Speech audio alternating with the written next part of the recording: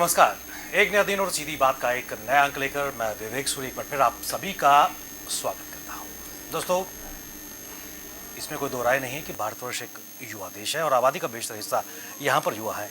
और इसी तरह पर जम्मू कश्मीर की अगर बात करें, जो अब केंद्र शासित जम्मू कश्मीर बन चुका है, यहाँ पर भी युवा इस केंद्र शासित प्रदेश की अक्कासी करते हैं। बहुत बड़ी संख्या में यहाँ पर युवा है और कहीं ना कहीं युवाओं की जो एनर्जी है उसको चैनलाइज करने के लिए स्पोर्ट्स की एक बहुत ही अहम भूमिका है जिसको नकारा नहीं जा सकता, खासकर जम्मू कश्मीर के संदर्भ में अगर बात करें। और जो स्पोर्ट्स पर्सन पिछले कई सालों से अपना दमखम दिखा रहे थे विभिन्न शोबों में, विभिन्न सेक्टर्स में स्पोर्ट्स की अगर बात करें, उनको ये आशा बंधी थी कि केंद्र शासित जम्मू कश्मीर बनने के बाद जम्मू कश्मीर में जो स्पोर्ट्स का सिनारियो है बेहतर हो पाएगा। वो फैसिलिटीज़ जो पहले कहीं ना कहीं अर्स्टवाइल जम्मू कश्मीर और रियासत में नहीं मिलती थी, केंद्र शासित बनने के बाद या ये दर्जा मिलने के बाद स्पोर्ट्स सिनारियो में एक तब्दीली आएगी। क्या वो आशाएं कहीं ना कहीं साकार हो पाई हैं? जम्मू कश्मीर के स्पोर्ट्स परिदृश्य की अगर बात करें, इसमें कोई दो राय नहीं है कि टैलेंट की यहाँ पर कमी नहीं है, लेकिन कहीं ना कहीं वो प्लेटफॉर्म जो युवाओं को मिलने चाहिए थे, क्या वो मिल रहे हैं? यही आज की सीधी बात है। उस पर चर्चा करने के लिए हमारे साथ एक बहुत ही विशिष्ट पैनल मौजूद है, जिनका तारुफ, जिनका परिचय आप सबसे करा दूं। सबसे पहले मेरे एक्सट्रीम राइट साइड पर श्री के.एस. जमवाल साहब बैठे हैं। आप वाइस प्रेसिडेंट हैं जे.एन.के. ओलंपिक एसोसिएशन, इसके अलावा आप प्रेसिडेंट हैं जे.एन.के. राइफल एसोसिएशन और पिछले कई सालों से एक तवील एक्सपीरियंस विभिन्न खेलों में, खुद एक रणजी के बेहतरीन आप खिलाड़ी रह चुके हैं और हमेशा अपना विजन आप सामने लाते हैं।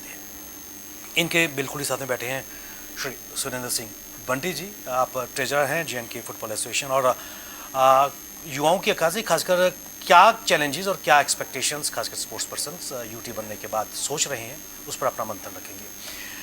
मेरे एक्सट्रीम लेफ्ट साइड पर सर्वप्रथम श्री अतुल पंगोत्रा जी बैठे हैं, जो अंतर्राष्ट्रीय रेफरी, अंतर्राष्ट्रीय कोच और खुद एक प्लेयर रह चुके हैं ताइक्वांडो के और इस वक्त खुद बच्चों को, जो युवा जनरेशन है, उनको एक रास्ता, एक विजन दिखा रहे हैं। इनके बिल्कुल साथ में बैठे हैं श्री दानिश शर्मा जी।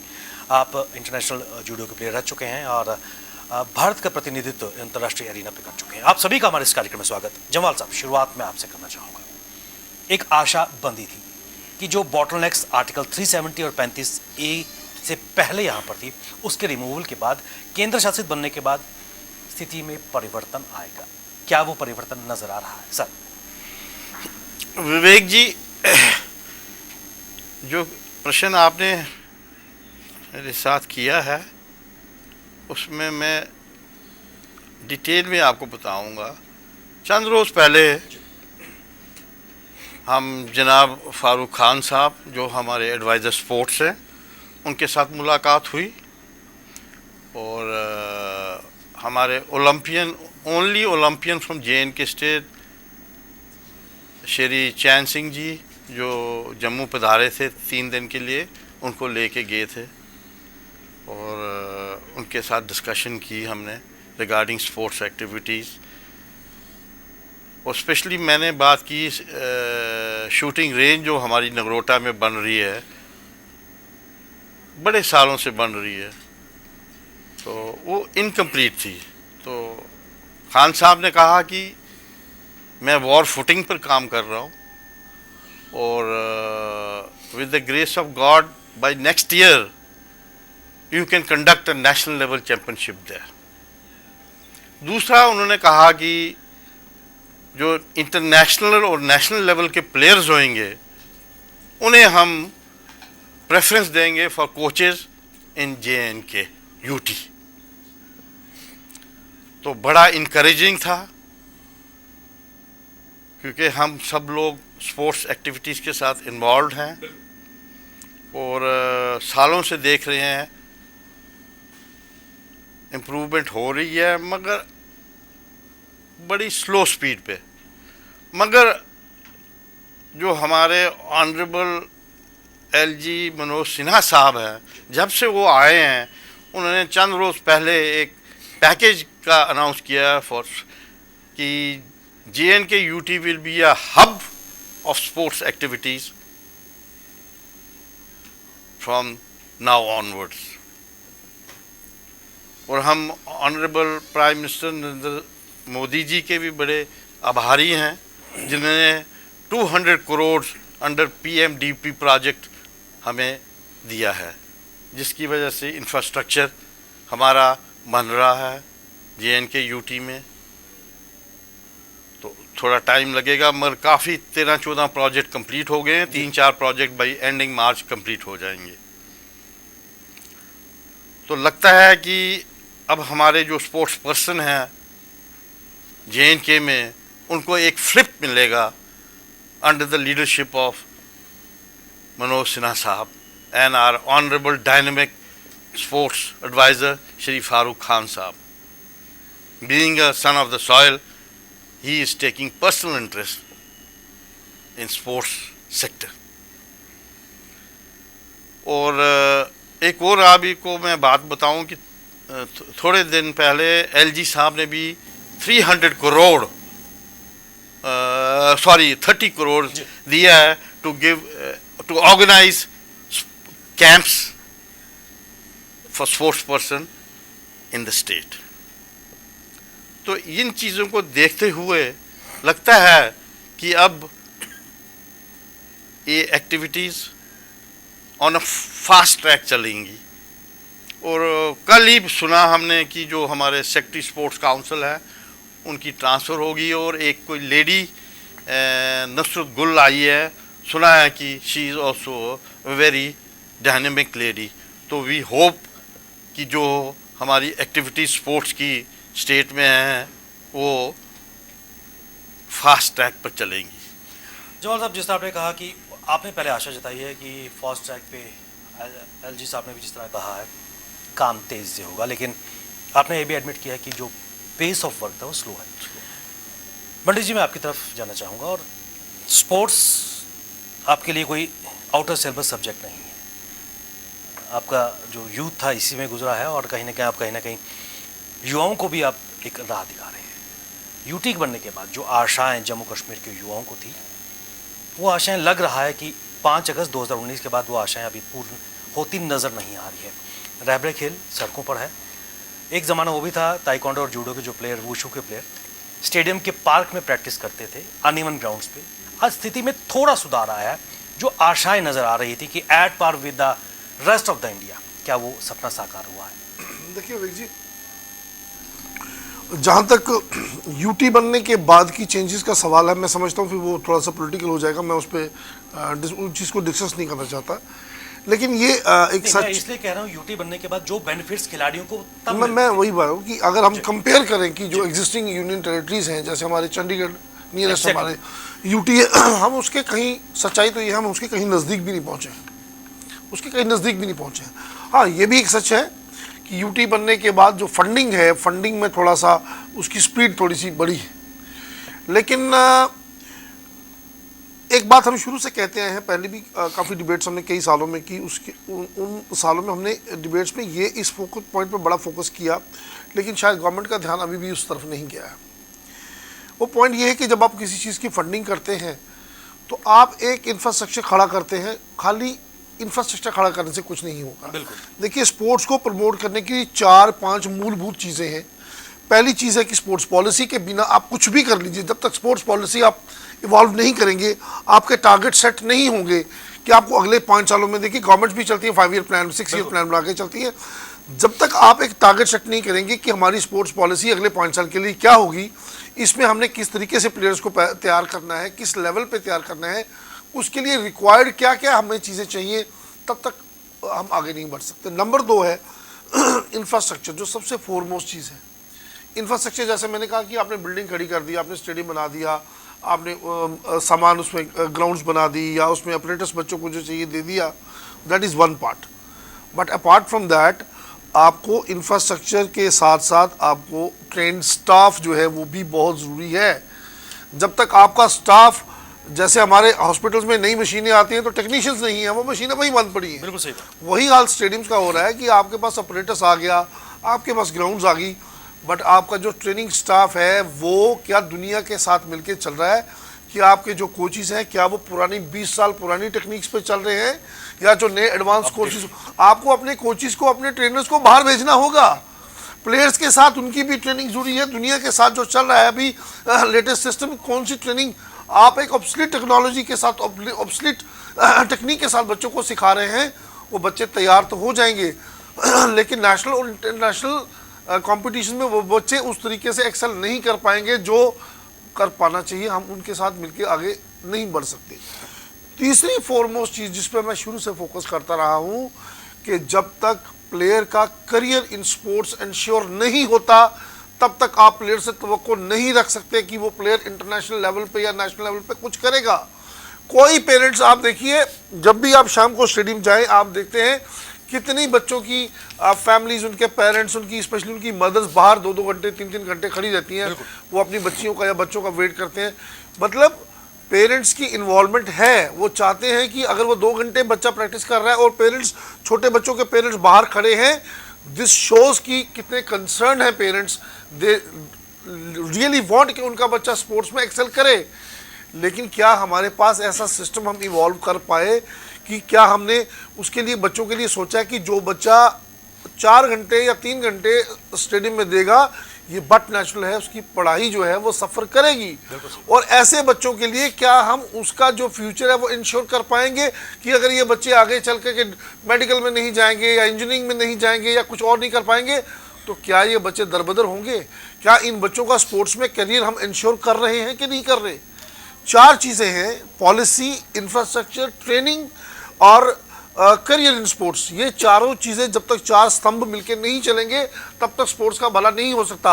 आप जितनी मर्जी बिल्डिंगें खड़ी कर दीजिए, स्टेडियम बना दीजिए, लाइट्स वहाँ लगा दीजिए, उनको अच्छा अप्रेंटिस दे दीजिए, लेकिन जब तक ये 4 ही चीज़ें नहीं होंगी, कोई पेरेंट अलाउ नहीं करेगा अपने बच्चों को at the cost of their future कि वो बच्चों को छोड़े जाए भी। 6 घंटे लगाइए आप स्टेडियम में और फिर साल में 4-6 टूर आप लगाइए, नेशनल्स के लिए जाइए, स्टेट चैंपियनशिप्स के लिए जाइए at the cost of their studies. और कल जब वो बच्चे उस लेवल पे पहुंचेंगे जब उनका करियर एक प्रोफेशनल लाइफ में टर्न होने वाला है, तब उनको पूछना। हमने कई बच्चे ऐसे देखे हैं कि जो ना इधर के रहे ना उधर के रहे। आप यहाँ देख लीजिए, हमारे बच्चे कई जो एशियन गेम्स तक मेडल लेके आए, आज तक उनका भविष्य अधर में लटका है। हम एक्साइटेड होकर हमारे ऑफिसर्स बड़ी बड़ी बातें तो कर देते हैं, लेकिन क्या उन बच्चों की किसी ने सुध ली? मुझे पता नहीं। अभी हाल में हमारे एक बच्चे ने एशियन गेम्स में मेडल लाया था, उसके साथ बड़े बड़े वादे किए गए, लेकिन वो बच्चा कहाँ है आज, उसका फ्यूचर कहाँ पर है? ये बच्चे जो हैं ये रोल मॉडल हैं हमारी नई जनरेशन के लिए। जब इनका फ्यूचर भविष्य अदर में लटकेगा तो नई जनरेशन जो है वो कभी नहीं इस तरफ इंस्पायर नहीं होगी। वो जब देखेंगे कि एक बच्चा मेडल लेके आया, उसको अच्छी जॉब मिल गई, वो अच्छा अपनी प्रोफेशनल लाइफ में सेटल हो गया।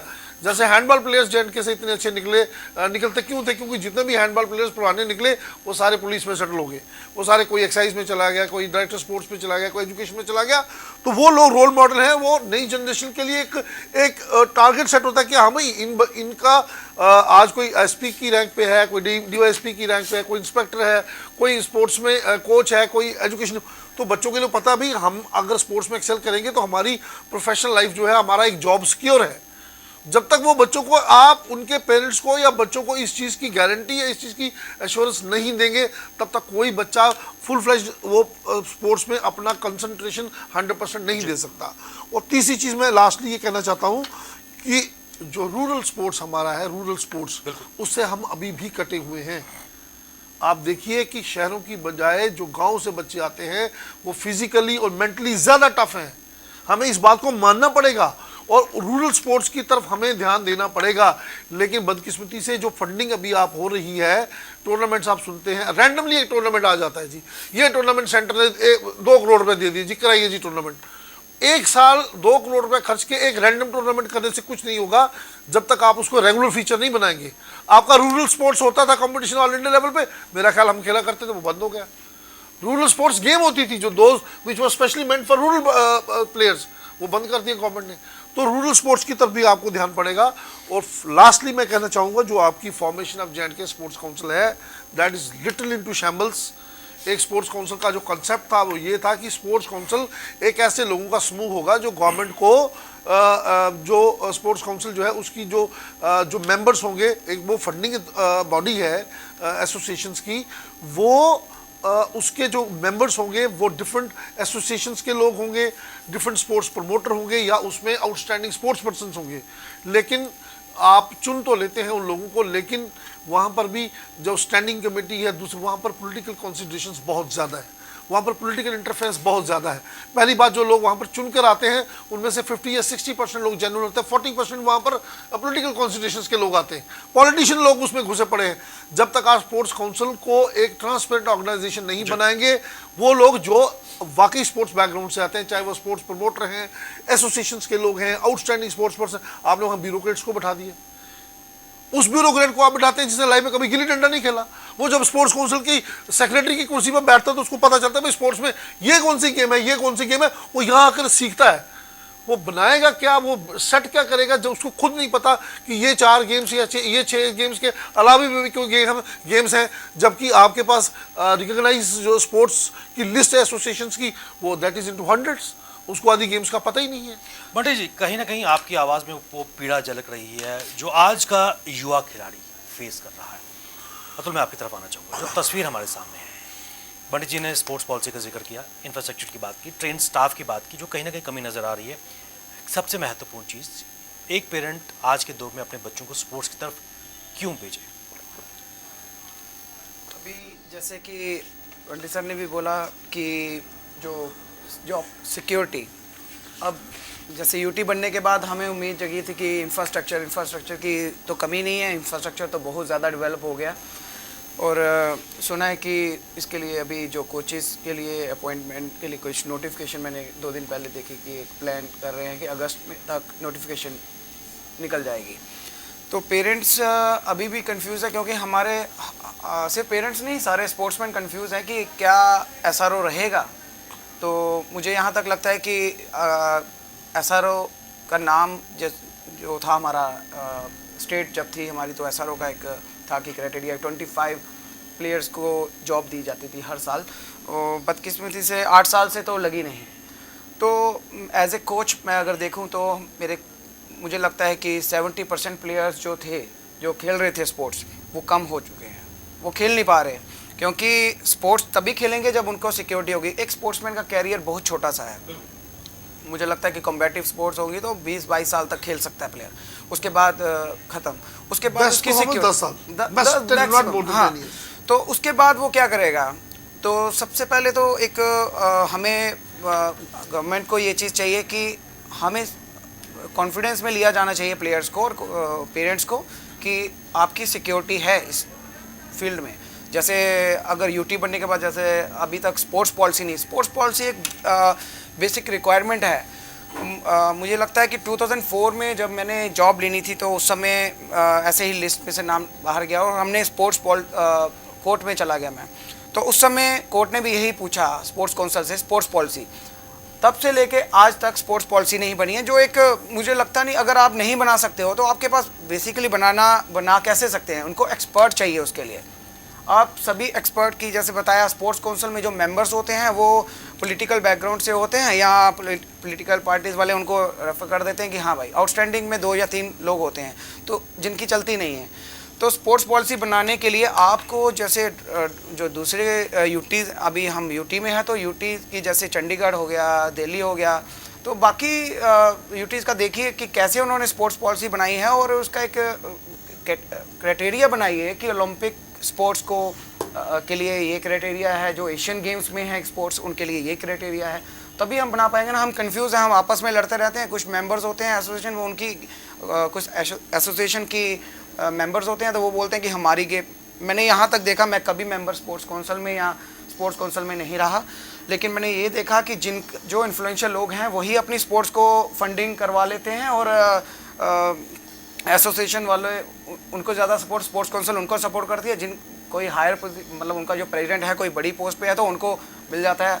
मैं आपको ये बताऊं कि आज इंफ्रास्ट्रक्चर बन गया। ताइक्वांडो जो पहली गेम है मार्शल आर्ट में आफ्टर जूडो जो है सबसे पुरानी गेम है। जब मैं स्टार्ट किया था तो जूडो ही था, उसके बाद ताइक्वांडो आया और ओलंपिक में 2 गेमें हैं, जूडो एंड ताइक्वांडो।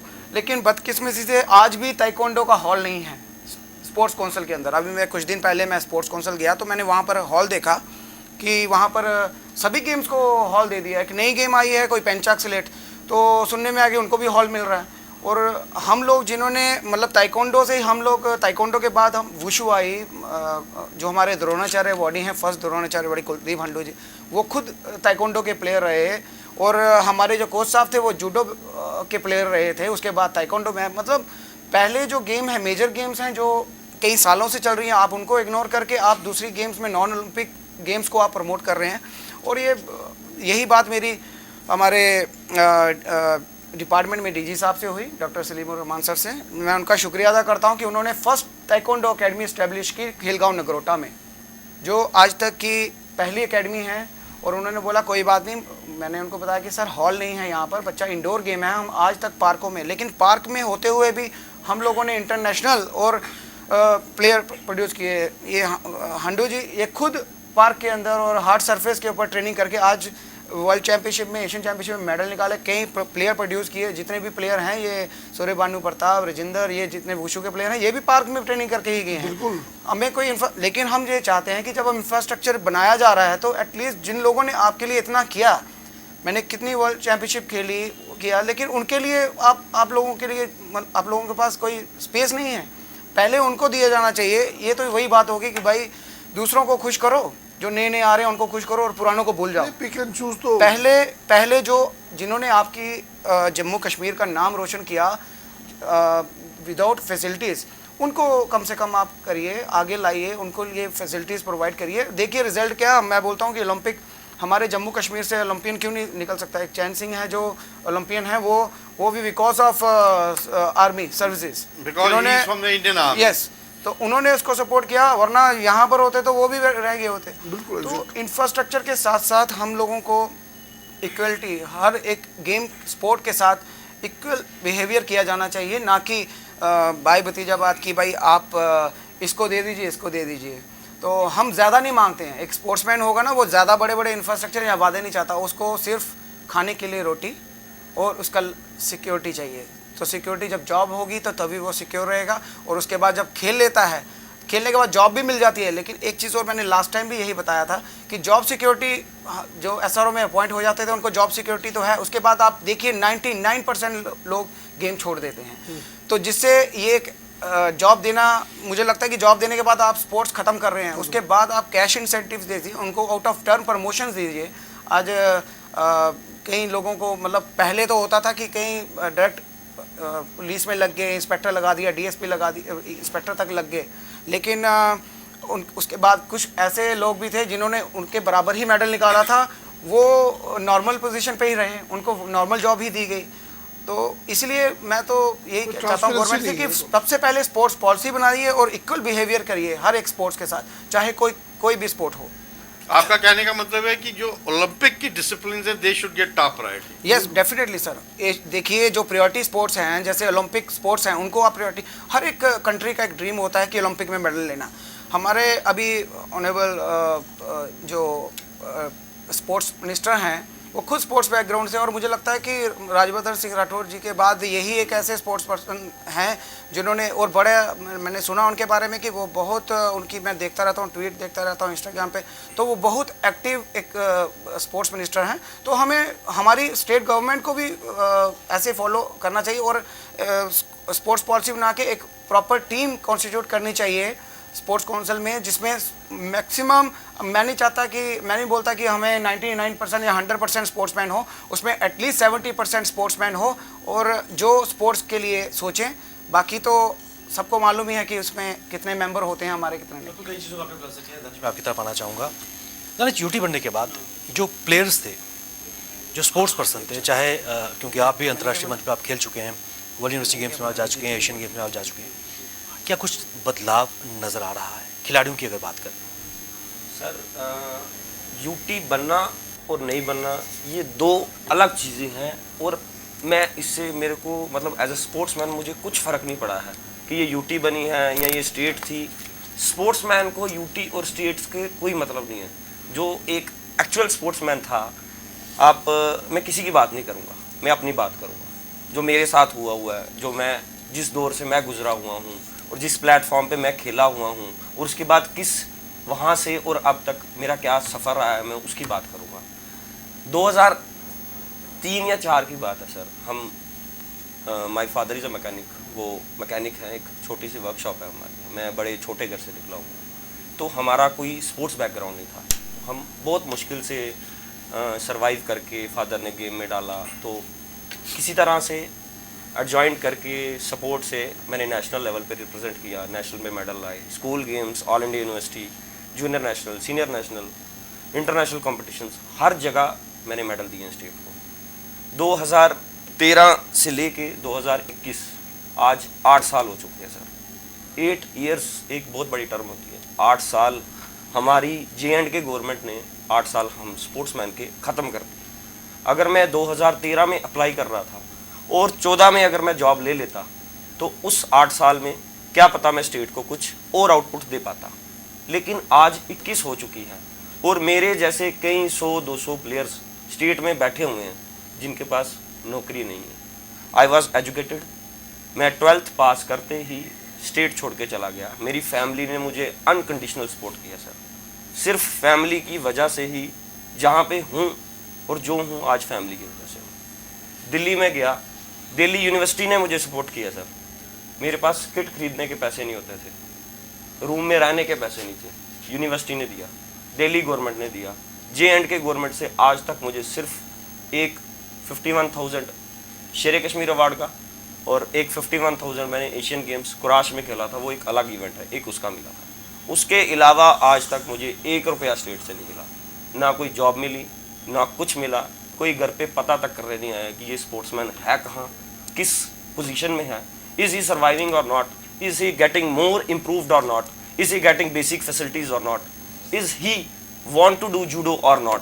क्या ये आगे जूडो को बढ़ाना चाहता है कि नहीं, क्या स्टेट में और इम्प्रोवाइजेशन होती है कि नहीं। बड़े बड़े ब्यूरोक्रेट्स को बिठाना, बड़ी बड़ी पॉलिसियाँ बनाना, पॉलिसी छोड़ दीजिए, पॉलिसी तो बनी नहीं सर, वो है ही नहीं। कहीं कागज़ों में कोई स्पोर्ट्स पॉलिसी नहीं है हमारी। J&K की जो स्टेट है वो स्पोर्ट्स में वर्स्ट है। आप शायद मुझे ये इंटरव्यू ख़त्म होने के बाद आप लोग मुझे नेगेटिव का टैग शायद मिल सकता है नेगेटिव का हमारे टैग। प्रोग्राम का नाम ही सीधी बात है। जी, तो सीधी बात है, सीधी बात यही है कि कहाँ हैं वो लोग, कहाँ हैं वो लोग। मैं उनसे पूछता हूँ कहाँ हैं। 2013 से लेके 21 तक इन 8 साल का जवाब कौन देगा। बहुत से लोग उम्मीद लेके बहुत मेहनत करता है सर। एक स्पोर्ट्समैन सुबह 4 बजे आया हूँ मैं ग्राउंड में और शाम को 7, 8, 9 बजे तक ग्राउंड में रहा हूँ। मुझे बहुत फील हो रहा है अंदर से इस टाइम बोलते हुए।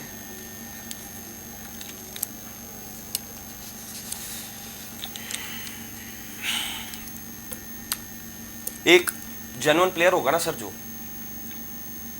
वो आपको ग्राउंडों में मिलेगा, एसी कमरों में नहीं मिलेगा, या होटल में नहीं मिलेगा, या सड़कों में नहीं मिलेगा, वो आपको ग्राउंड में मिलेगा। उसको आप मैट दीजिए या ना दीजिए, कुछ भी नहीं दीजिए सर। 2003 में ही जूडो हॉल में मैट्स आए थे, आज 2021 हो रहा है सर, ऑलमोस्ट 18 ईयर्स, आज तक वो मैट रिप्लेस नहीं हुए। हमारे इंटरनेशनल प्लेयर थे, हर एक का एक क्या कहते हैं हम मोटिवेटर होता है। आप आगे जो आपके आगे निकल चुके हैं आप उसको देखते हैं। मैं भानु प्रताप है, इंटरनेशनल जूडो प्लेयर रह चुके हैं, जूनियर एशियन खेली हुई है उन्होंने, जूनियर गोल्ड है, बहुत सारी अचीवमेंट है। पहले स्कूल नेशनल गोल्ड मेडलिस्ट थे वो जूडो के। Today he is doing business. क्यों ऐसे लोगों को आप स्पोर्ट्स में क्यों नहीं इंडल्ज करते? अगर वो मैं मान लेता हूँ आपको कुछ क्वालिफिकेशंस चाहिए, आपको एजुकेशन चाहिए, आपको कोच लगाने के लिए, आई एग्री विद यू। क्यों 12th पास कोचेस नहीं है क्या? बहुत से ऐसे कोचेस हैं जो NIS क्वालिफाइड नहीं है। Being an NIS qualified coach, मैं NIS क्वालिफाइड हूँ और मैं ऑल ओवर इंडिया का टॉपर हूँ NIS में सर, लेकिन उसके बावजूद भी मुझे स्टेट स्पोर्ट्स काउंसिल ने अपॉइंट नहीं किया। मुझे तो लग रहा था कि मैं टॉप करके जा रहा हूँ तो they will appoint me within a month, they will appoint me and I will be giving coaching to various students. और मैं ज़्यादा से ज़्यादा स्पोर्ट्स पर्सन या ज़्यादा से ज़्यादा, मैं जूडो से बिलोंग करता हूँ तो ऑब्वियसली मैं जूडो की बात करूँगा, मैं यहाँ से बच्चों को निकालूंगा। मैं तो श्री माता वैष्णो देवी श्राइन बोर्ड का बहुत शुक्रगुजार हूँ, उस माता रानी का मैं शुक्रगुजार हूँ जिसने मेरी रोजी रोटी लगाई। हमारे सीईओ का शुक्रगुजार हूँ, जो जम्मू जैसी सिटी, जम्मू एक आप लगा लो, हम कहते हैं 6 मंथ कैपिटल, 6 महीने कश्मीर, 6 महीने जम्मू। जी क्या है यहाँ, क्या है यहाँ? एक ग्राउंड नहीं है भागने के लिए सर, एक ग्राउंड नहीं है। जो थी उसको आपने क्रिकेट ग्राउंड बना दिया, उसका भी क्या हाल है? उसका भी क्या हाल है। ग्राउंडें 26 जनवरी की परेड कराने के लिए नहीं होती सर, ग्राउंडें प्लेयर तैयार करने के लिए होती। बहुत इंपॉर्टेंट चीज़, असली पीड़ा ये होगी, और ये पीड़ा कई स्पोर्ट्स पर्सन के अंदर है। जमाल साहब क्या कहेंगे, ये हकीकत जम्मू कश्मीर के स्पोर्ट्स की है सर? विवेक जी जो इन्होंने कहा है बिल्कुल करेक्ट बात कही है, और हम ये पॉइंट बार बार उठा रहे हैं सरकार के साथ और स्पोर्ट्स अथॉरिटीज़ के साथ कि कम से कम स्टेट की जो स्पोर्ट्स पॉलिसी तो बनाओ, नंबर 1। नंबर 2, स्पोर्ट्स कोटा रखो। नंबर 3, इंसेंटिव दो प्लेयर्स को। जिस तरह कि इसने कहा कि 9 साल से मैं दरबदर हूँ, तो फिर नेशनल इंटरनेशनल मेडल्स लेने का फ़ायदा क्या है? बिल्कुल सही बात कि जब आप इतनी अचीवमेंट कर लेते हो। हाँ, ये थोड़े दिन पहले मैंने टाइम्स ऑफ इंडिया में पढ़ा हमारे जलंधर का एक फार्मर थे, वो सिडनी चले गए, तो उनका जो बेटा था वो उधर पैदा हुआ, and he is a cab driver. आपने पढ़ा नहीं? 2-3 दिन पहले। And that boy played cricket, father supported him, and today he is representing the Australian cricket team. An Indian, father a cab driver, and today that boy is in the squad of Australia. They will be playing us against us. तो एक driver का लड़का। सो इसने बिल्कुल ठीक कहा कि from a low background, family की सपोर्ट नहीं होती, ज़ीरो। सो स्पोर्ट्स, यहाँ फैमिली की सपोर्ट पूरी थी, यहाँ सपोर्ट थी, एडमिनिस्ट्रेशन का सपोर्ट, एडमिनिस्ट्रेशन की सपोर्ट नहीं है। देखो ना, director general youth services sports, secretary state sports council, secretary sports council के पास फील्ड्स हैं, यूथ सर्विसेज एंड स्पोर्ट्स के पास मैन पावर है। Director general youth services and sports has not a single play field. Vivek ji, you will be shocked. जब उन्होंने कोई match करना होता है, वो कहते हैं नहीं जी हमारे पास जगह नहीं। यूनिवर्सिटी जाते हैं, कहते हैं हमारा भी मैचेस हो रहे हैं। तो where do they go? The boys from class 1 to class 12, where do they go? मगर ये डिफिकल्टीज हैं, ये पिछली बैकलॉग है। अब हम समझते हैं, जो मैं समझता हूँ as a sports person, I feel कि थिंग्स आर इम्प्रूविंग। वक्त लगता है। एक चीज़ जो बिल्कुल ही ऑफ ट्रैक हुई, when you get the train on the track it takes time. तो अब जो है, आई फील कि the present setup, there is accountability, there is transparency. And जो फारूक खान साहब से मीटिंग हुई, उन्होंने कहा अगर ज़रूरत पड़ी जमाल साहब, I will get coaches on contract basis, even if I have to pay 2 lakhs per month to them. पर जमाल साहब, विडम्बना ये है कि कोचेज़ की लिस्ट निकलती है, जितनी वैकेंसी होती है उससे कम अप्लाई करते हैं, और वो आज भी प्रोटेस्ट करने पर मजबूर है। क्या ये विडम्बना नहीं है स्पोर्ट्स काउंसिल? है स्पोर्ट्स काउंसिल की। देखो ना, they have not been able to reconstitute sports council for the last 1.5 year। तो ये बंटी जी ने बिल्कुल ठीक कहा कि जब स्पोर्ट्स काउंसिल ही नहीं आप रिकॉन्स्टिट्यूट कर रहे हो, what is the reason? Put A, B, C anybody, we are not saying only, but they should be sports person, so they contribute to the sport.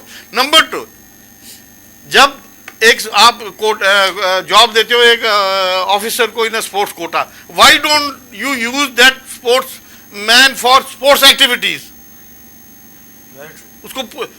उसको लगाओ स्पोर्ट्स एक्टिविटीज में, क्या हाँ भाई आप स्पोर्ट्स वालों को हेल्प करो, टेक्वांडो वालों को हेल्प करो, जूडो वालों को, फुटबॉल वालों को, जिस भी कोटा से। जब आपने कोटा रखा तो utilise that person for that job. When you have given him a job, you have given me a job on a sport quota, मेरी सर्विसेज यूटिलाइज करें ना, या मेरे को दर्शनी पहलवान बना के आपने रख देना, हाँ भाई ठीक है जाओ। नो, बट इसमें आपकी तरफ आना चाहूँगा, रहबर खेल के जो टीचर्स हैं आज सड़कों पर हैं, जो उनकी ड्यूटीज़ थी जब ग्राउंड्स पे नहीं है, और जो पगार 3,000 रुपये मासिक वेतन पे वो आज प्रोटेस्ट करने पर मजबूर है। और 5 अगस्त 2019 के बाद लगभग 2 साल इस अप्रैल में हो जाएंगे, वो आज भी सड़कों पर है। क्या ये स्पोर्ट्स पॉलिसी का नतीजा है कि आज कहीं ना कहीं ठगा हुआ महसूस कर रहे की हैं? बात ये स्पोर्ट्स पॉलिसी तो है ही, sports is the least concern department, least concern. कोई आदमी मिनिस्ट्री बनती है, कोई आदमी स्पोर्ट्स मिनिस्टर बनने को तैयार नहीं है। कोई ऑफिसर ब्यूरोक्रेसी में डिपार्टमेंट अलॉट होते हैं तो कोई ब्यूरोक्रेट यहाँ आने को तैयार अब समाज सिनारियो बदल अब गया, जब funds चूंकि काफी पैसे आ रहे हैं, फंड्स आ काफी रहे इसलिए हर कोई हैं, आना मैं वही चाहता कह रहा हूँ, आप स्पोर्ट्स काउंसिल का एक हेड ब्यूरोक्रेट को लगाते हैं जिसको स्पोर्ट्स की एबीसी नहीं पता, वो 2-4 साल लगाता है, अपने 4 पैसे बनाता है, उसकी कोई अकाउंटेबिलिटी नहीं है। आपने 4 साल अभी जो सेक्रेटरी स्पोर्ट्स काउंसिल किया है, आपने 4 साल उसको यहाँ पर बिठा के रखा, क्या आपने उसकी अकाउंटेबिलिटी सेट की? ये रिजल्ट है। इस बच्चे का दर्द आपने सुना? इस जैसे पता नहीं कितनी, ये तो टीवी पे आ गया बेचारा, आपने उसको बुलाया तो ये बेचारे ने अपना दर्द रखा। ये हमारी कितनी बदकिस्मती है कि ऐसे बच्चे, ऐसे प्लेयर, नौजवान जो हमारी स्टेट का, जम्मू कश्मीर का एहसासा है, जिनको हमें सर पलकों पे बिठा के रखना चाहिए, आपने उनको धूल में फेंक दिया। वो बच्चा जो मेडल एशियन गेम्स में लेके आया, उसको किसी ने पूछा? कितने ऐसे स्पोर्ट्समैन हैं जिनको आपने, मैं कहता हूं, खाक में मिला दिया, जिनका करियर स्पॉइल हो गया। मैं आपको 2 पॉइंट बताता हूं। आपको याद होगा, आज से 4 साल पहले हमने एक प्रोग्राम किया था, जब अग्रवाल साहब एडीजी साहब थे, तो वो आए थे, नाराज हुए थे मेरी बात पे। बिल्कुल। मैं फुटबॉल की टीम है जेकेपी की, मैं आपको उसकी बात बताता हूं। फुटबॉल टीम में ऐसे खिलाड़ी हैं जिनको रिक्रूट किया गया एज एसपीओ, उनको महीने का देते हैं 3,000-3,500 रुपया। वो बच्चा 6 महीने श्रीनगर रहता है, उसी 3,500 में खाता है, पीता है, और अपनी डाइट का भी ख्याल रखता है, और अपने घर पैसे भी भेजता है, और उसको एसपीओ की सैलरी मिलती है। उसको कंफर्म नहीं करते, 6-6, 8-8 साल उसको एसपीओ उसकी सर्विसेज लेते हैं। अगर उस बच्चे को 28 से 29 साल की उम्र में इंजरी हो जाए, वो तो ना घर का रहा ना घाट का, आप उसको कंफर्म नहीं करते। आपने जे&के फॉरेस्ट की पुलिस की टीम बनाई, आपने कॉन्ट्रेक्चुअल बेस पे बच्चे लिए, 4 साल बाद आपने टीम बंद कर दी। वो बच्चे अपने करियर के खत्म होने के मुहाने पे खड़े थे, उस वक्त आपने टीम बंद कर दी। उन बच्चों को कौन लेगा?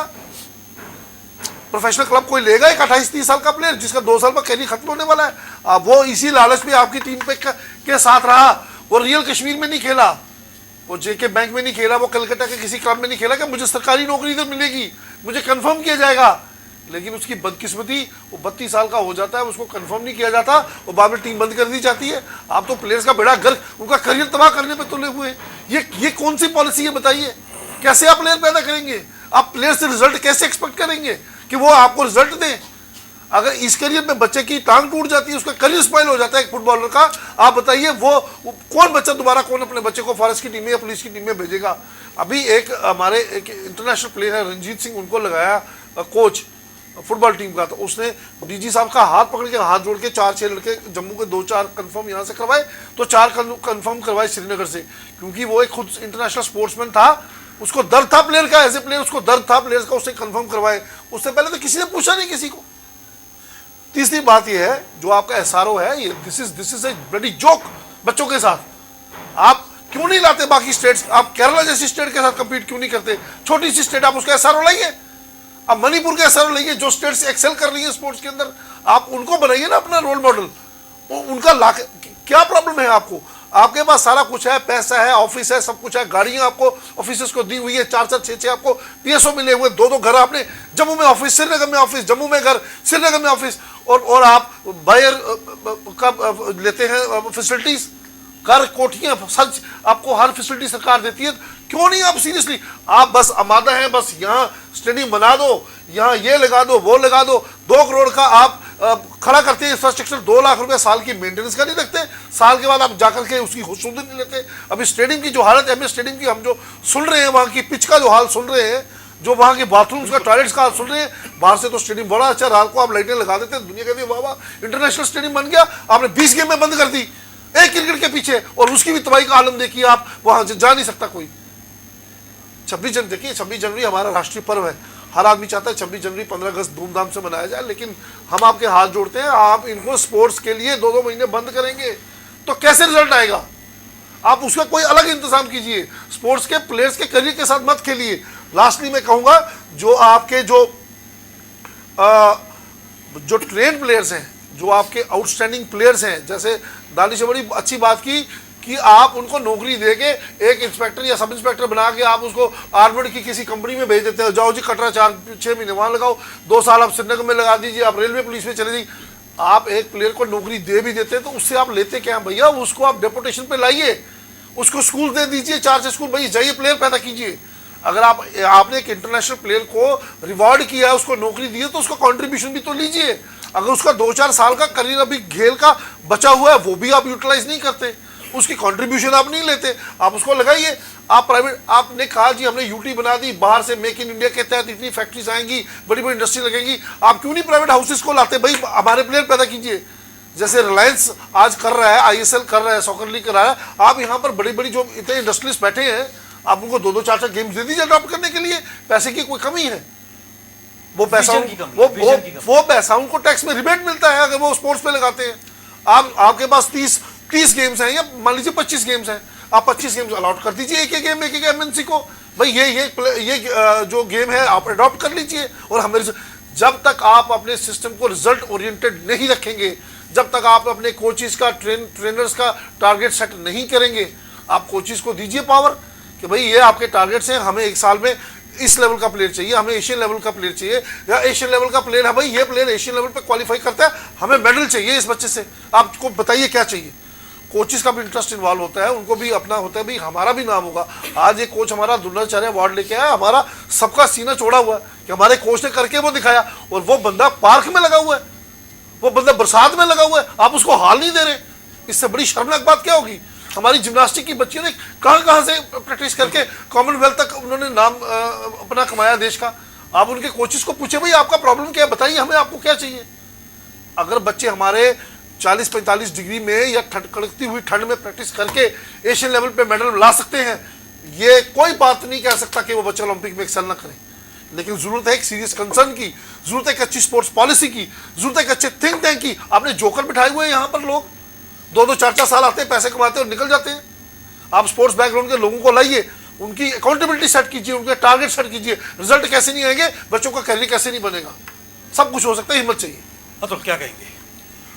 जैसा सर ने बताया कि मुझे यहाँ तक लगता है कि अब स्पोर्ट्स जो है प्रायोरिटी है स्टेट गवर्नमेंट की, क्योंकि इसकी एग्जांपल निम्बाल सर ने बोला कि यूथ सर्विस स्पोर्ट्स के पास हमारी कोई अपनी प्ले फील्ड नहीं है, बट खेल गांव एक बहुत बड़ा अगर आप जाएंगे वहाँ देखेंगे कि खेल गांव में अभी सिंथेटिक ट्रैक, फुटबॉल की फीफा की टर्फ जो 6 महीने में काम कंप्लीट हो जाएगा, लॉन टेनिस कोर्ट जो मैंने आज तक जम्मू कश्मीर में देखा नहीं, स्विमिंग पूल, ताइक्वांडो अकेडमी वहाँ बन गई, और क्रिकेट ग्राउंड बन रही है। मतलब एक जैसे बालेवाड़ी स्पोर्ट्स कॉम्प्लेक्स है हमारा पूना में, तो उसी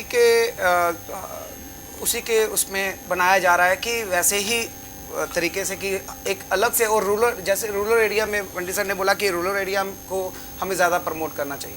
तो एक मुझे लगता है कि अगर वो सेटअप वहाँ बैठ गया तो हमारा जो रूरल एरिया, क्योंकि सिटी के बच्चे जो वहाँ पर, मैं खुद जब अकेडमी शुरू की ताइक्वांडो अकेडमी, वहाँ के बच्चों को खो खो कबड्डी के अलावा कुछ पता नहीं है, वॉलीबॉल भी वहाँ पर चलता है। तो अब जब ताइक्वांडो आया तो कई लोगों ने पूछा ये कौन सी गेम है, और एक ओलंपिक गेम के बारे में लोगों को पता नहीं है। मुझे लगता है, मैं आपको बता दूं कि अगर आज प्रोग्राम है, अब नेक्स्ट प्रोग्राम तक मैं आपको बताऊंगा कि वहाँ से कितना प्लेयर निकलेंगे, और इतने स्ट्रॉन्ग लड़के हैं वहाँ के कि सिर्फ हमें उनके लिए कंपटीशन देना है, उनको फैसिलिटीज़ ऐसे ही प्रोवाइड करते रहनी है। क्योंकि अगर बात की जाए स्पोर्ट्स काउंसिल की, तो मैं तो ये बोलता हूँ कि स्पोर्ट्स काउंसिल, हमें लगा कि यूटी बनने के बाद स्पोर्ट्स काउंसिल ख़त्म होकर एक डिपार्टमेंट बन जाएगा। 2 डिपार्टमेंट बना दिए गए हैं कि मुझे लगता है कि जैसे बाकी इसमें या स्टेट्स में है कि एक ही डिपार्टमेंट, क्यों इतना खर्चा करना है कि उसमें, और वहाँ की लड़ाई स्पोर्ट्स काउंसिल के में कुछ मुझे लगता है 40-50 कोच हैं सिर्फ, और हमारे पास यूथ सर्विस स्पोर्ट्स के पास कई हज़ार टीचर हैं।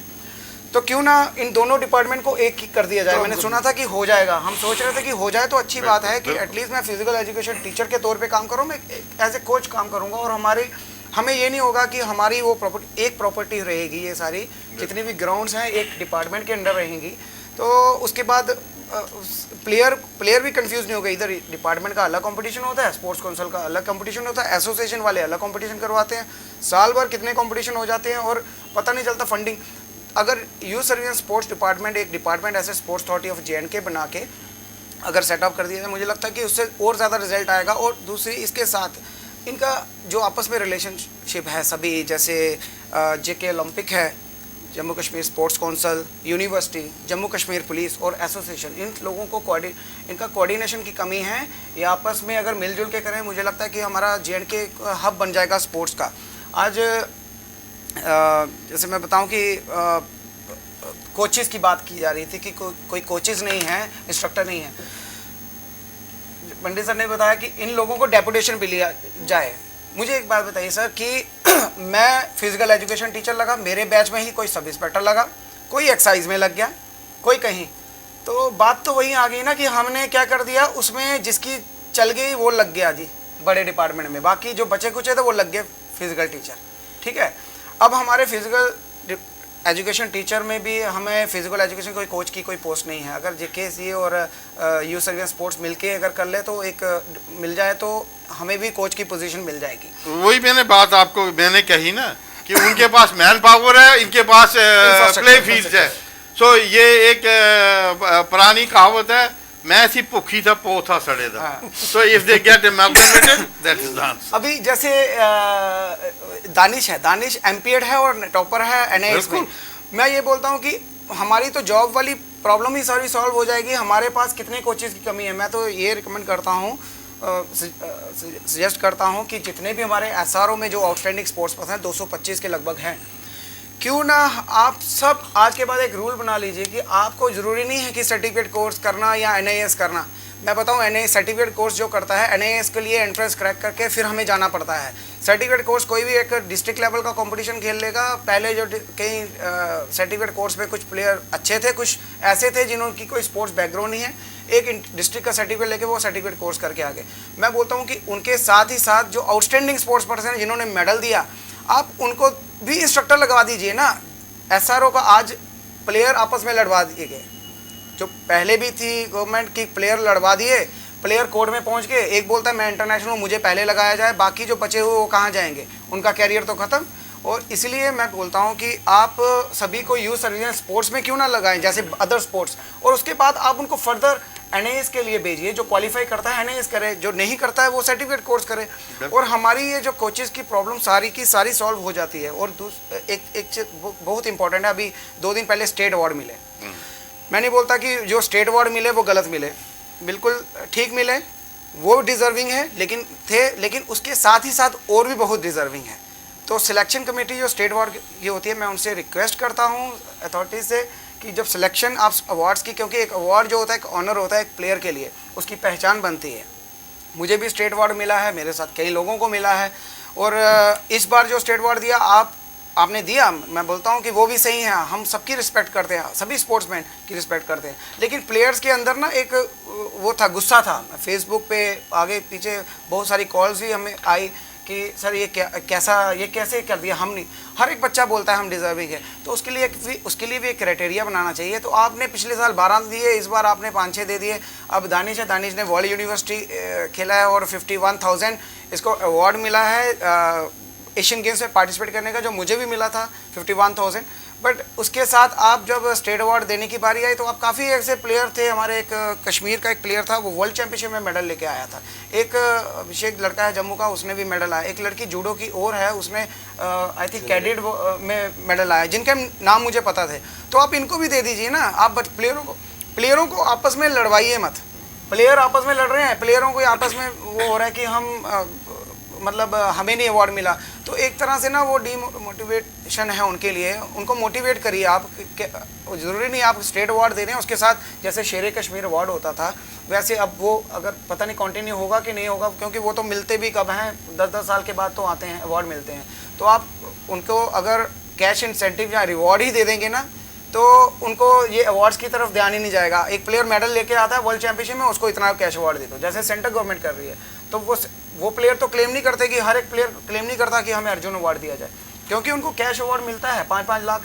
जो वर्ल्ड चैंपियनशिप में लेके आते हैं उनको 5 लाख 10 लाख ऐसे दिया जाता है। तो ऐसी चीज़ें हैं। और सबसे जो इस समय प्रायोरिटी पे स्पोर्ट्स में होना चाहिए, मैं बोलता हूँ कि जितना जल्दी हो जाए, ये SRO वाले और ये कोचेज़ जो हैं, NIS कोचेज़ हैं, बिल्कुल 25 तो कोच हैं, सिर्फ NIS कोचेज़ हैं। उसके लिए अगर दोबारा इतनी नोटिफिकेशन निकालने में इतना टाइम क्यों? ड्यूटी बन गई है, सारी पावर मतलब सारे ब्यूरोक्रेट्स बैठे हुए हैं हायर पोजीशन पे, तो एक नोटिफिकेशन ही निकालनी है कि भाई कोचेज़ इतनी स्पोर्ट्स हैं हमारी, हमें इतने कोचेज़ की रिक्वायरमेंट है। मुझे लगता नहीं कि वो फुलफिल होंगी। पहले तो ताइक्वांडो की वैकेंसी निकली, एक कोच नहीं है, 5 वैकेंसी डाली थी। तो मैं खुद एक अकेला NIS हूँ, तो मैं तो खुद जॉब कर रहा हूँ। तो ऐसे ही आप उसकी जगह आउटस्टैंडिंग जो स्पोर्ट्स पर्सन है, आप उसको ले आइए तो ऑटोमेटिकली ख़त्म हो जाएगा। मैंने एट होम में एडवाइज़र साहब से मिला, तो एडवाइज़र साहब को रिक्वेस्ट की मैंने कि सर एक आइडिया है जिसकी वजह से जिससे सारी ही प्रॉब्लम सॉल्व हो जाएगी। आप बोलते हैं कोर्ट में केस है, और कोर्ट में जब केस होगा ना तो वो 10 साल 20 साल लग जाएंगे। इन प्लेयर खेलना भी बंद कर देंगे। तो जितना जल्दी हो जाए इन प्लेयर्स को आज के बाद मतलब ऐसा किया जाना चाहिए, इनको स्पोर्ट्स डिपार्टमेंट में ही इंडल्ज करिए, ताकि वो स्पोर्ट्स में जैसे बताया वंडी सर ने कि वो कुछ ना कुछ दें स्पोर्ट्स में, अपने जैसे कई और प्लेयर प्रोड्यूस करें, ताकि हमारी जम्मू कश्मीर जो UT है उसका नाम और रोशन हो और हम अच्छे प्लेयर तैयार। तो समय की सीमा, दानिश मैं आपकी तरफ आना चाहूँगा। यहाँ से आगे आपकी नज़र में क्या होना चाहिए कि विन विन सिचुएशन स्पोर्ट्स के लिए एज वेल एज जो प्लेयर्स हैं उनके लिए हो? सर जैसा कि आपने कहा कि फर्दर अब हमने क्या करना है, क्या होना चाहिए, क्या होना चाहिए? द नीड ऑफ टाइम ये कहती है कि सबसे पहले एक आप स्पोर्ट्स पॉलिसी फार्मुलेट कीजिए। बिल्कुल सही। स्पोर्ट्स पॉलिसी होगी, उसी में आपका जो SRO है वो भी इंक्लूड हो जाएगा, बच्चों की जो जॉब सिक्योरिटी वो इंक्लूड हो जाएगी। रिमेनिंग चीज़ें रहीं इंफ्रास्ट्रक्चर, ये कैलकुलेटेड कैलकुलेशन है मेरे पास, ये मतलब ऑथेंटिकेटेड है। हमारे पास 28 स्टेडियम है सर, स्टेडियम पूरी स्टेट में, UT में सॉरी सर, और इंडोर हमारे पास 33 हैं, 121 प्ले फील्ड्स हैं, 2 स्विमिंग पूल हैं और 2 एस्ट्रोटर्फ हैं। उसमें से एक जो KK हाकू स्टेडियम का था उसको शायद मैंने सुना है कि दोबारा रेनोवेट कर रहे हैं, तैयार कर रहे हैं, जो कि एक बहुत अच्छा इनिशिएटिव है। हॉकी एक ऐसी गेम है मतलब जिसने इंडिया को ओलंपिक्स में मेडल दिए हैं। एक कंट्री का मोटो होता है ओलंपिक्स में मेडल लेना। इंडिया के आज तक कितने मेडल हैं ओलंपिक्स में? मुझे कैलकुलेशन नहीं है, मतलब एक एस्टिमेट दे रहा हूँ कि शायद 20 से 25 मैक्सिमम। इंडिविजुअल गेम की बात कर रहा हूँ मैं, 20 से 25 मेडल। माइकल फेल्प्स एक ऐसे प्लेयर है स्विमिंग के जिनके टोटल एक प्लेयर के USA से जिनके 24 मेडल हैं। तो इंडिया कहाँ पे स्टैंड कर रहा है ओलंपिक में? आपका लास्ट टारगेट है ओलंपिक, जो आपके देश को पहचान देता है वर्ल्ड लेवल पे। ओलंपिक स्पोर्ट्स को आप कितनी प्रायोरिटी देते हैं, कहाँ रखते हैं, कितने कोचेस लाते हैं, क्या इंफ्रास्ट्रक्चर रखते हैं? सर मैं एक छोटी सी चीज़ डिस्कस करूँगा। मैं NIS पटियाला में था ड्यूरिंग माई कोचिंग, तो वहाँ पे एक एंटी ग्रेविटी ट्रेडमिल था। तो मैं तो J&K की स्टेट को बिलोंग करता था, हम तो ग्राउंड पे भागने वाले प्लेयर हैं जी, सड़कों पे माँ बावे वाली की साइड से क्रॉस कंट्री लगाने वाले प्लेयर हैं। हमें तो ये भी नहीं पता था कि एंटी ग्रेविटी ट्रेडमिल भी कोई चीज़ होती है, जो मतलब आपको एक तरह का फोर्स नीचे से ख़त्म हो जाता है, आपको और मतलब आप हवा में फील करते हैं। और एक तरह का और ट्रेडमिल है, उसको कहते हैं हम, उसमें एक स्लैब लगाई जाती है, वो वाटर ट्रेडमिल होता है, आपको पानी की रेजिस्टेंस के साथ अपनी बॉडी को मूव करना होता है। बहुत सी इंडिया बहुत ज़्यादा तरक्की कर रहा है, लेकिन वर्ल्ड के मुकाबले इंडिया बहुत पीछे है जम्मू कश्मीर अभी भी। और जम्मू कश्मीर तो लगा लो उससे भी पीछे है। तो स्पोर्ट्स पॉलिसी में हमें सबसे ऊपर में जो अभी एक स्टेट है उसका नाम है हरियाणा। आपको हरियाणा को फॉलो करना चाहिए। हरियाणा अपने स्पोर्ट्समैन्स को रिवॉर्ड देता है, और रिवॉर्ड एक ऐसी चीज़ है जिससे स्पोर्ट्स बढ़ेगा, प्लेयर को मोटिवेशन मिलेगी। आप पैसे की बात नहीं होती सर, 50,000 60,000 लाख रुपए से किसी का कोई घर नहीं चल जाएगा, वो खत्म हो जाएगा एक ना एक दिन। करोड़ रुपया भी दोगे वो भी एक दिन खत्म हो जाएगा, लेकिन रिकॉग्निशन मिलती है, आपको नाम मिलता है, और नाम से आपको मोटिवेशन मिलती है फर्दर कुछ करने की। आप एक प्लेयर है आपको जो एशियन गेम्स में ब्रॉन्ज मेडल दे रहा है, 2018 में वो ब्रॉन्ज मेडल लेके आया, 2021 हो चुका है, उसके लाइफ के 3 साल बर्बाद हो चुके हैं। अब टाइम स्पैन बीतता जा रहा है, टाइम निकलता जा रहा है, सुई घूमती जा रही है, हम इस टाइम बैठे हैं, with in seconds and seconds ये टाइम पीछे की तरफ जा रहा है, आप उसको ग्रैब नहीं कर सकते वापस, लेकिन आप फ्यूचर को डेवलप कर सकते हो, बिल्कुल सही बात। आने वाले कल को सुधार सकते हो। Need of time sports policy. Second thing, employment of coaches को ज़्यादा से ज़्यादा लगाइए, क्योंकि घर में जब पेड़ लगता है ना सर, उस पेड़ के लिए आपको वहाँ पानी भी देना पड़ेगा, वहाँ पे आपको खाद भी डालनी पड़ेगी, तभी पेड़ में फल फ्रूट लगेंगे। अगर पेड़ लगाओगे नहीं तो ऑटोमेटिकली कहीं से फल फ्रूट नहीं निकलेंगे। जमाल साहब, पेड़ लगाने की बात की है, एल भी देनी पड़ेगी, पानी भी देना पड़ेगा, लेकिन जो वीड्स हैं उनको भी हटाना पड़ेगा। हटाना। मैं उन वीड्स की तरफ जिक्र कर रहा हूँ कि जो पैडल एसोसिएशन यहाँ बनी है वो भी स्पोर्ट्स का बेड़ा गर्क कर रही है, क्या कहेंगे? वो बात तो ठीक कही इसने कि वो तो जब दरख्त लगाओ तो उसकी गोडी भी करनी, उसको पानी भी देना था, तो ये काम है गवर्नमेंट का।